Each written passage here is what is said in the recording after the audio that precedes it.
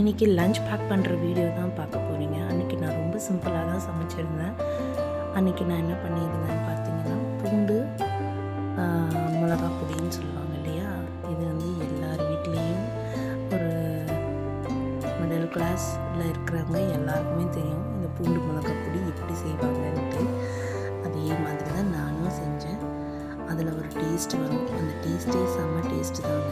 எதுக்கு இதாகாது, ஒரு 2 இட்லி வச்சுட்டு சாப்பிட்டா கூட அவ்வளோ டேஸ்ட்டாக இருக்கும். இந்த இடித்த மாங்காயில் உப்பு தடவி சாப்பிட்றது அந்த மாதிரி இதுவும் ஒரு நல்ல டேஸ்ட்டு. அது வந்து எதுக்கு செஞ்சேன்னு பார்த்தீங்கன்னா,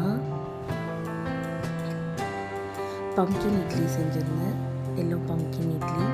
எல்லோ பம்கின் வந்து நல்லா துருவி மாவில் போட்டு செஞ்ச இட்லி. அந்த இட்லி பேக் பண்ணதுக்கப்புறமா ஹாட் பேக்கில் பாப்பாவுக்கு ஸ்நாக்ஸு. என்ன இன்றைக்கி ஸ்நாக்ஸுன்னு பார்த்தீங்கன்னா, கொஞ்சமாக கொய்யா தான், ஒரு 3 பீஸ். அதுக்கப்புறம் ஒரு 2 பீஸ் மாம்பழம். அதுக்கப்புறம் அந்த இட்லியவே 3ஆக கட் பண்ணி குட்டி குட்டி பீஸஸாக வச்சுருந்தேன்.